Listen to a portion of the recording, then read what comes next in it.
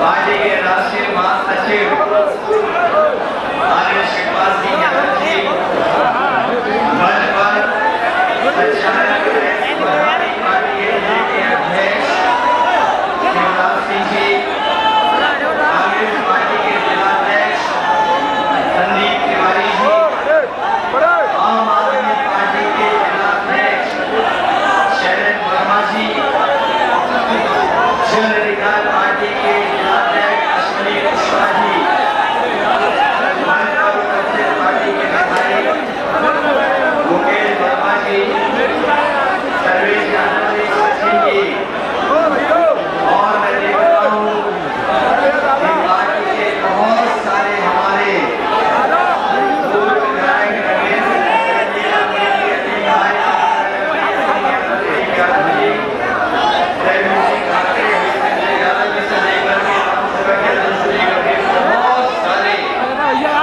हमारे पार्टी के सभी वरिष्ठ नेता जो मंच पर हैं और इस चुनावी जनसभा में उपस्थित हमारे सभी आदरणीय बुजुर्ग, किसान भाई, माताएं, बहनें, नौजवान साथी और किसान बंधु, मैं सबसे पहले इस चुनावी जनसभा को सफल बनाने के लिए आप सबका बहुत बहुत धन्यवाद और आभार।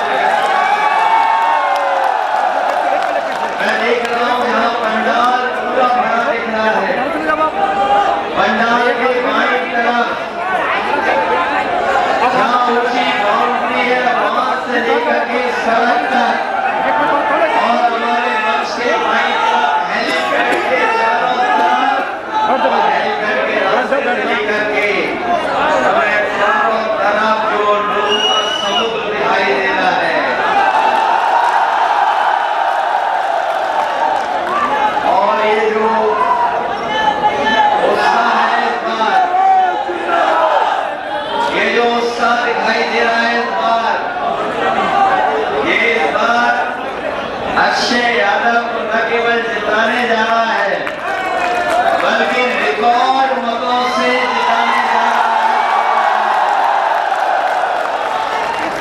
फिरोजाबाद के लोगों को खुशियां बहुत हैं।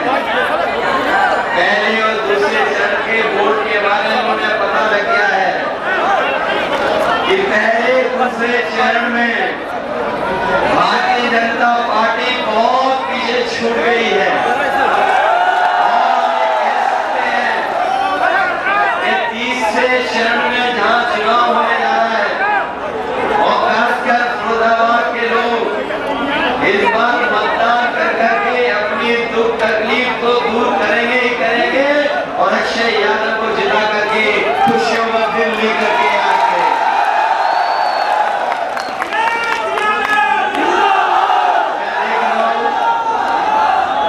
भाजपा के लोग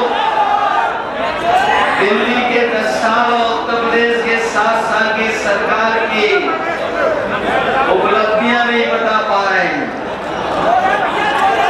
उनके 10 साल दिल्ली के और 7 साल उत्तर प्रदेश के सरकार के वो उपलब्धियां नहीं बता पा रहे हैं और जनता ने समझ लिया है कि उनके 10 साल में उनकी हर बात झूठी और झूठे वादे निकले।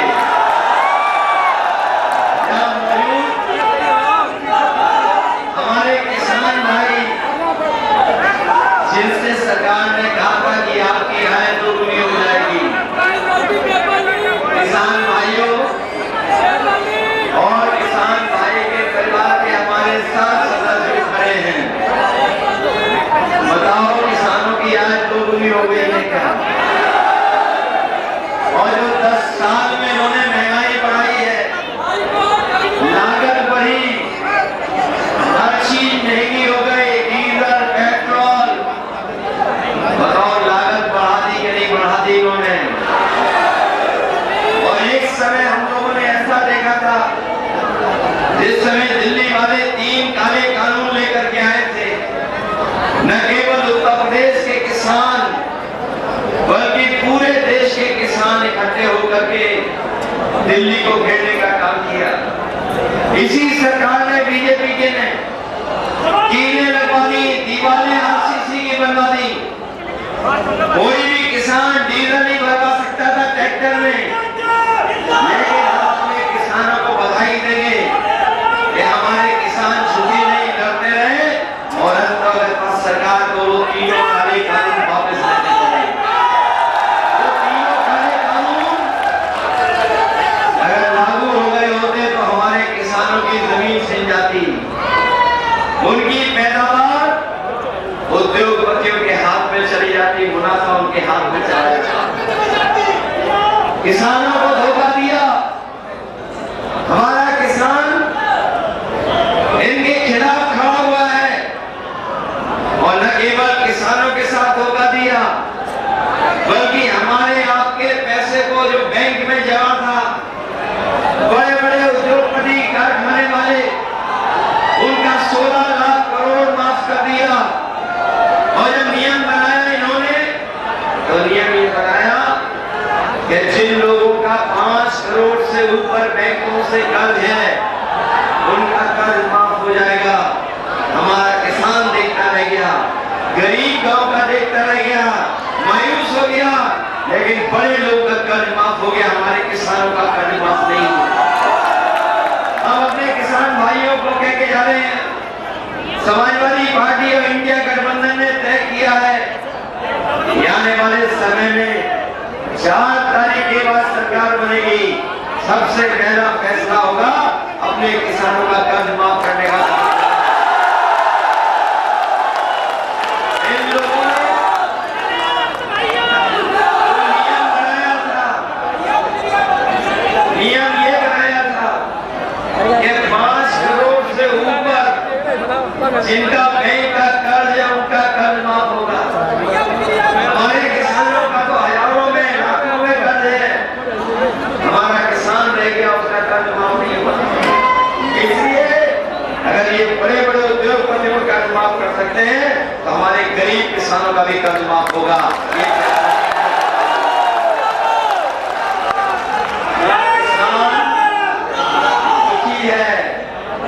वही नौजवानों ने इनका समय देखा है।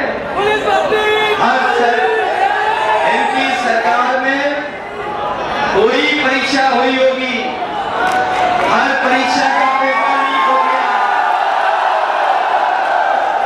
कहने को सरकार कह रही थी कि हमने परीक्षा को लेकर के बहुत इंतजाम किए हैं, बहुत सुरक्षित इंतजाम किए हैं, लेकिन हमारा मेहनत करने वाला नौजवान जो कोचिंग कर करके तैयारी करता है, वो जानता होगा कि जब परीक्षा देने गया, परीक्षा तो दे आया, लेकिन जब घर लौट करके आया तो पता लगा उसका पेपर लीक था, परीक्षा कैंसिल हो गया।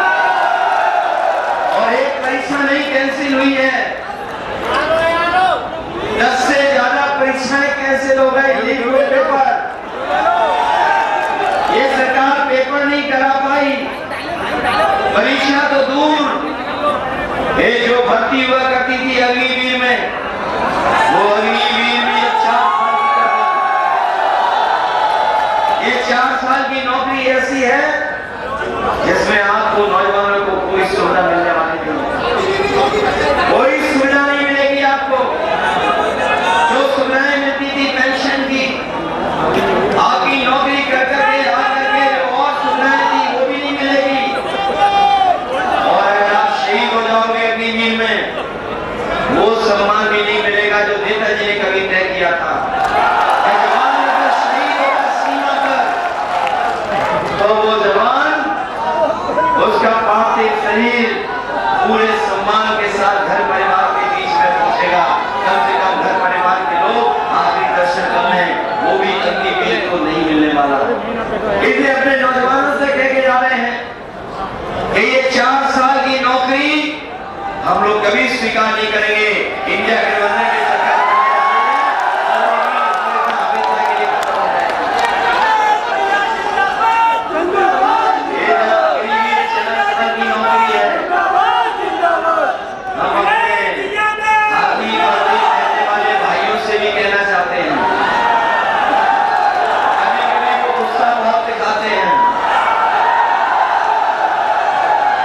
सरकार वाले आ गए, बीजेपी वाले, तो अभी तो अग्निवीर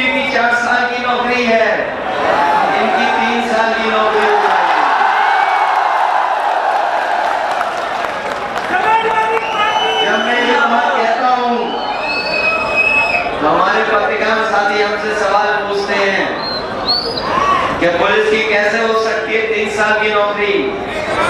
तो मैं उनसे सवाल पूछता हूँ, बताओ आपको पता था कि अगली भी 4 साल की नौकरी हो जाएगी?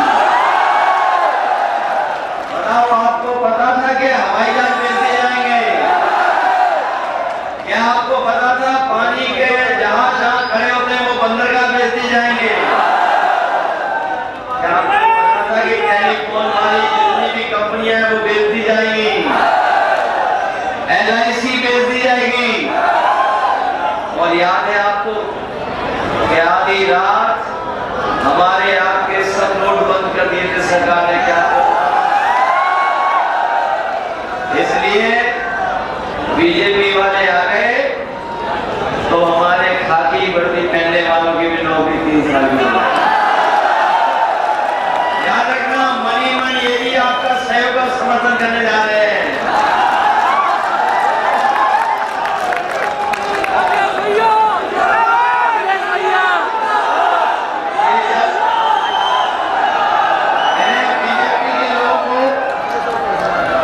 जब वोट चाहिए था तो राशन में रिफाइंड तेल दे रहे थे, दाल दे रहे थे, नमक दे रहे थे। अब राशन में क्या दे रहे हैं? ये जो दे रहे हैं वो उतना ज्यादा पौष्टिक है। ये राशन में जो मिल रहा है वो पौष्टिक है लगता है। इसलिए समाजवादी पार्टी ने तय किया है कि राशन जो हमारे गरीबों को मिल रहा है उसकी गुणवत्ता ठीक करेंगे। और इधर हमारे लोग जानते होंगे बाजार में पैक्ड आटा बिक रहा है, पैकेज वाला आटा। और जो संपन्न लोग हैं, जो जानकार लोग हैं, वो पैकेट का ही आटा खा रहे हैं। हम अपने गरीबों को कहके जा रहे हैं क्या राशन की गुणवत्ता बेहतर करेंगे और साथ ही साथ जो पैकेज का आटा है वो पौष्टिक आटा आपको देंगे और आटे का साथ साथ आपको घंटा भी मिलेगा। क्योंकि जब तक पौष्टिक आटा नहीं मिलेगा, गुणवत्ता का आपको राशन नहीं मिलेगा, तब तक हमारा आपका स्वास्थ्य बेहतर नहीं होगा। तो स्वास्थ्य को बेहतर करने के लिए गरीबों का उसमें सुधार करेंगे। लेकिन इधर डाटा से ही सब कुछ चल रहा है, मोबाइल से लेकर के लैपटॉप से लेकर के कंप्यूटर, और हर एक को डाटा की जरूरत है। डाटा की जरूरत क्या नहीं है? ये जो बड़े बड़े मोबाइल वाले लोग जो शुरू में बाजार में आए थे तो डाटा फ्री देते थे, पैसा नहीं लगता था। अब डाटा का भी पैसा ले रहे हैं। इसलिए समाजवादी पार्टी ने तय किया है गुणवत्ता का राशन, पौष्टिक आटा और डाटा फ्री देने का। याद होगा हमारे नौजवानों को समाजवादियों ने लैपटॉप दिए थे और जिन नौजवानों पर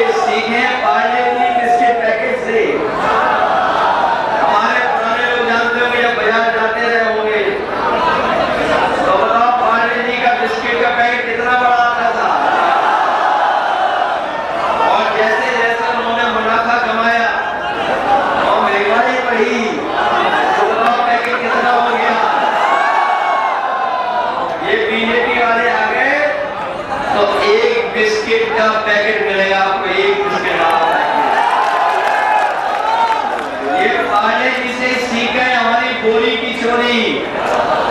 बताओ 5 किलो पहले चोरी की है और अब 5 किलो फिर ले लिया, चोरी किया कि नहीं किया? ये दोबारा आ गए तो आपको पौष में मिलेगी खाद। सावधान हो के नहीं हो आप लोग, इसलिए हम लोग आपको सावधान करने आए हैं। ये बीजेपी के लोग, ये बीजेपी के लोग झूठ बोल करके सत्ता में आते हैं। अभी मुझे चाचा की इंजेक्शन वाली बात से याद आ गई वैक्सीन। इन बीजेपी वालों ने सबको वैक्सीन लगवाई थी कि नहीं लगवाई? सबको वैक्सीन लगवा दी और ये हमारे नौकरी करने वालों को जबरदस्ती लगवा दी। बताओ कोई बचा हमारे अलावा? हमने वैक्सीन लगवाई। अब ये जान के पीछे पड़े कि नहीं पड़े बीजेपी वाले? और वो इलेक्टोरल बॉन्ड वाला घोटाला तो पता न क्या होगा आपको। जब से जनता जान गई है इनके इलेक्टोरल बॉन्ड के बारे में, तब से बीजेपी वालों का पेट भर गया है। कोई सोच सकता था कि 1000 करोड़ कमाएंगे, पैसा लिया 1000 करोड़ रुपया, पैसा लिया 1000 करोड़, अखिलेश भैया 600 करोड़, 500 करोड़, 300 करोड़, मीट वाली कंपनी से भी पैसा ले लिया, ये वैक्सीन वालों से भी पैसा ले लिया। बाजार में दवाई महंगी हो गई कि नहीं हो गई? जो बीजेपी वाले दवाई वालों से भी पैसा ले लेंगे तो दवाई वाले अपना पर्चा भी महंगा कर देंगे और पर्चा भी छोटा कर देंगे।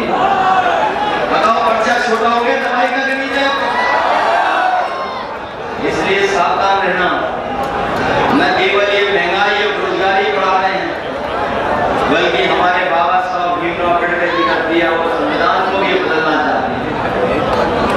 हम समाजवादी लोग कहना चाहते हैं, हम लोग जो संविधान बदलना चाहते हैं, इस बात फरीदाबाद की जनता उनको बदलने का काम करेगी।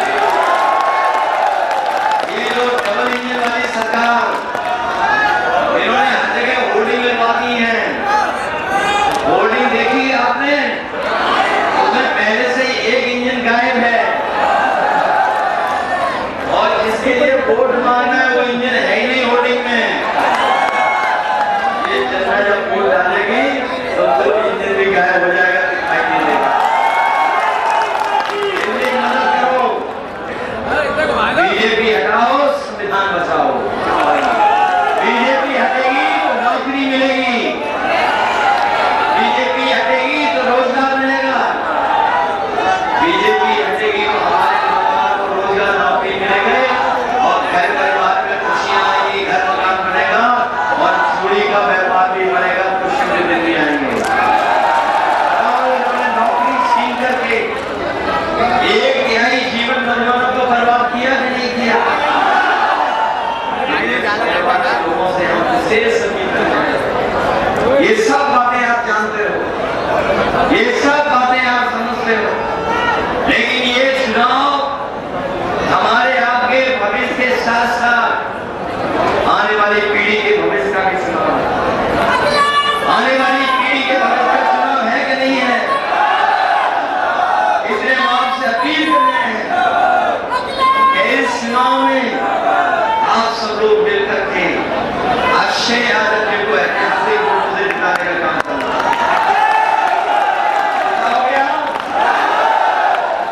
इस बार तो चाचा भी लग रहे हैं चुनाव, चुनाव वहीं से शुरू हो रहा है, बधाइयों के संबल से।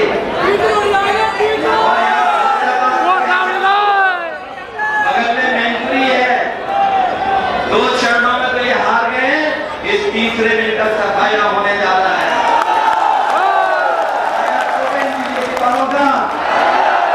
पूरा पूरा पूरा भैया पूरा कहानी खत्म। अपने देश को जिताने का काम करना, अपने देश की रक्षा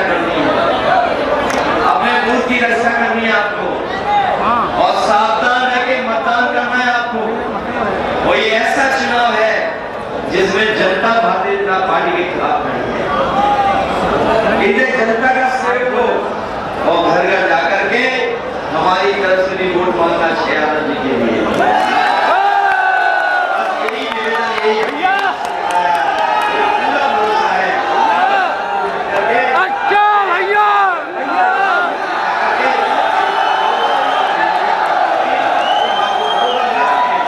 अखिलेश भैया जिस तरीके से पहले भी हम लोगों ने काम किया था, इस बार भी हम लोग काम करेंगे, मदद करेंगे, अच्छा भैया विकास को आगे बढ़ाएंगे।